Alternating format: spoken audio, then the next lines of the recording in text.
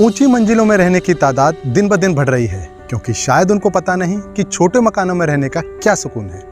नमस्कार दोस्तों, मैं हूं कमल चंदेल और प्रॉपर्टी दुनिया चैनल पर एक बार फिर से आपका स्वागत है। दोस्तों, ये तो हम सभी जानते हैं कि घर खरीदना एक इमोशनल डिसीजन है, और यही बात आप एक फाइनेंशियल एडवाइजर से पूछेंगे तो वो आपको डिटेल में बताएंगे कि कैसे किराए पर रहना घर खरीदने के मुकाबले एक फायदे का सौदा है। लेकिन एक मिडिल क्लास इंसान जिसने बचपन से लेकर बड़ा होने तक अपनी सोसाइटी में केवल यही बात सुनी है कि एक तो खुद का घर होना चाहिए, वो भी जमीन से जुड़ा हुआ, और इसलिए पिछले 6 से 7 महीनों में जमीन का बढ़ता हुआ रेट देखकर बहुत से मिडिल क्लास बायर नोएडा और ग्रेटर नोएडा रीजन में इंडिपेंडेंट हाउस की तलाश में निकल पड़े हैं, फिर चाहे उन्हें नुकसान ही क्यों ना झेलना पड़े, क्योंकि बात यहाँ फ़ायदे और नुकसान की नहीं बल्कि इमोशनल डिसीजन की है। और इसी इमोशनल डिसीजन के चलते बहुत से लोग आम्रपाली लेज़र वैली विलास के बारे में जानना चाहते हैं कि क्या यहाँ विलास लेना सही रहेगा या नहीं। तो चलिए बढ़ते हैं इस वीडियो में और डिटेल में जानते हैं ग्रेटर नोएडा वेस्ट के टेक जोन 4 में बन रहे आम्रपाली लेज़र वैली विलास के बारे में।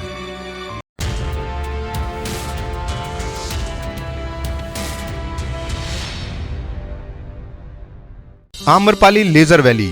100 एकड़्स में बना एक विला बेस्ड प्रोजेक्ट, जिसे आम्रपाली बिल्डर ने दिसंबर 2009 में लॉन्च किया था। और उस समय के हिसाब से ये एक यूनिक कॉन्सेप्ट था, क्योंकि 2009 के समय अधिकतर बिल्डर हाई राइज अपार्टमेंट्स ही लॉन्च कर रहे थे। मगर आम्रपाली बिल्डर ने इस प्रोजेक्ट को एक लग्जरी कॉन्सेप्ट देते हुए ये प्रोजेक्ट लॉन्च किया, और इसलिए आम्रपाली ने ग्रेटर नोएडा वेस्ट और उस समय कहे जाने वाले नोएडा एक्सटेंशन की सबसे अच्छी लोकेशन टेक जोन 4 को चुना, जिसमें 1820 square feet, 2525 square feet,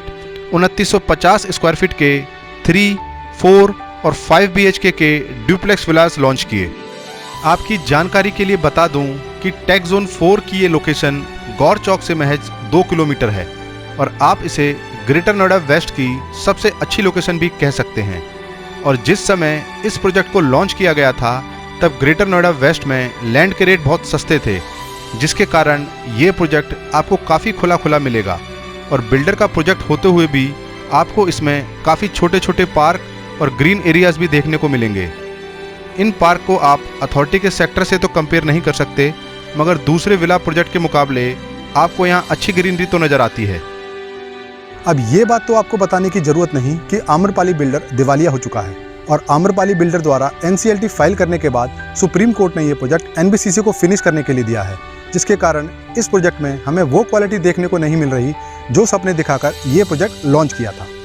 Amrapali laser valley एक गेटेड कम्युनिटी प्रोजेक्ट है, जिसमें आपको 900 यूनिट्स के करीब 3, 4 और 5 BHK के विलास मिलते हैं, वो भी कंप्लीट सिक्योरिटी के साथ। अब क्योंकि इस प्रोजेक्ट में अभी भी कई विलास में NBCC द्वारा काम चल रहा है, इसलिए इस प्रोजेक्ट में आपको सिक्योरिटी का लेवल थोड़ा लोअर स्टैंडर्ड का ही मिलेगा। मगर जैसे जैसे आप इस प्रोजेक्ट को फिनिश होता देखेंगे,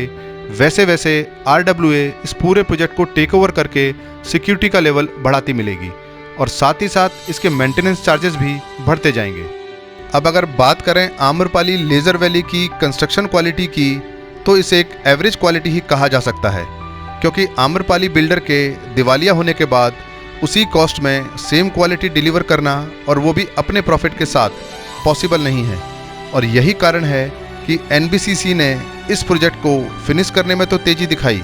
मगर कंस्ट्रक्शन क्वालिटी उस लेवल की मेंटेन नहीं कर पाई जितने लोगों ने इस प्रोजेक्ट के लिए पैसे दिए थे। इंडिपेंडेंट हाउस या मॉडर्न ज़माने में कहें तो विला खरीदते समय तो बहुत ही लग्जरी फील देता है,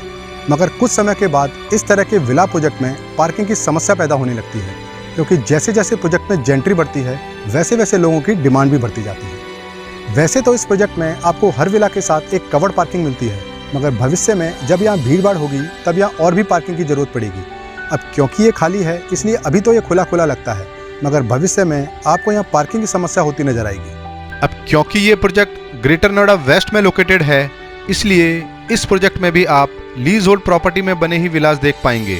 जिसमें लगभग 80% विला का काम पूरा हो चुका है, और वर्तमान में NBCC बचे हुए विलास की फिनिशिंग करके कंज्यूमर्स को पोजीशन दे रहा है। और मौजूदा स्थिति को देखते हुए आप ये कह सकते हैं कि ये पूरा प्रोजेक्ट 6 महीने में कंप्लीट हो जाएगा, मगर हो सकता है क्लब फैसिलिटी और ऐसी ही लग्जरी एमिनिटीज़ को पूरा करने में थोड़ा वक्त और लगे। बात करें यहाँ मौजूदा समय में ऑक्यूपेंसी की, तो आपको यहाँ 30 से 40% तक की ऑक्यूपेंसी मिलेगी, क्योंकि जिन विलास का पोजीशन NBCC द्वारा दिया जा चुका है उसमें भी बहुत से लोग फिनिशिंग का काम करवा रहे हैं, क्योंकि कई विलास के ग्राउंड फ्लोर में आपको सीपेज का भी इशू मिलेगा। अब अगर बात करें यहाँ पर रेट की, तो आपको यहाँ विला के कंडीशन और साइज़ के हिसाब से अलग अलग रेट मिलेंगे,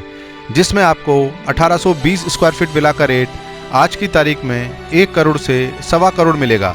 2525 स्क्वायर फीट विला का रेट 1.25 करोड़ से 1.5 करोड़ मिलेगा और 2950 स्क्वायर फीट विला का रेट 1 करोड़ 35 लाख से 1 करोड़ 75 लाख तक का मिलेगा। अब अगर वैल्यू फॉर मनी को ध्यान में रखकर बात करें तो ये रेट आम्रपाली लेज़र वैली के विलास को जस्टिफाई नहीं करते, मगर पिछले 6 महीनों से मार्केट में आई तेजी के कारण भी लोग यहाँ ऐसे रेट मांगने लगे हैं। तो अंत में मैं आपसे यही कहूँगा कि यदि आप आम्रपाली लेज़र वैली की तुलना पैरामाउंट गोल्फ फॉरेस्ट से करेंगे तो आम्रपाली लेज़र वैली की लोकेशन को ही इसकी सबसे बड़ी एडवांटेज कहा जा सकता है, मगर यदि आप मेंटेनेंस, सिक्योरिटी और क्लब हाउस को देखेंगे तो पैरामाउंट गोल्फ फॉरेस्ट को यहाँ से ज़्यादा बेहतर पाएंगे, मगर उस प्रोजेक्ट के अपने ही इश्यूज़ हैं। तो यदि हम इस वीडियो का निष्कर्ष निकालें तो आज की स्थिति में नोएडा और ग्रेटर नोएडा की मार्केट में कोई भी ऐसा विला का बिल्डर प्रोजेक्ट नहीं जिसे आप वैल्यू फॉर मनी कह सकें। दोस्तों, मकान लेने की चाह में आप कभी भी इतना इमोशनल ना हो जाएं कि किसी भी रेट में कोई भी प्रॉपर्टी खरीद लें, क्योंकि रेजिडेंशियल प्लॉट और विलास की आज की तारीख में जो स्थिति है, ऐसी स्थिति में आपको मार्केट से दूर ही रहना चाहिए, क्योंकि नोएडा एक्सटेंशन में कभी भी ऐसी स्थिति नहीं आने वाली कि आपको रेजिडेंशियल प्रॉपर्टी ना मिले, क्योंकि ये एरिया एशिया का सबसे डेंस एरिया है। तो इस वीडियो को यहीं समाप्त करके आपसे विदा लेता हूं और उम्मीद करता हूं कि ये वीडियो भी आपको जरूर पसंद आई होगी। तो जितना हो सके वीडियो को लाइक और शेयर करना ना भूलें, और चैनल पर नए आए हैं तो चैनल को सब्सक्राइब करें और ऐसे ही निष्पक्ष वीडियो का आनंद लें। जय हिंद।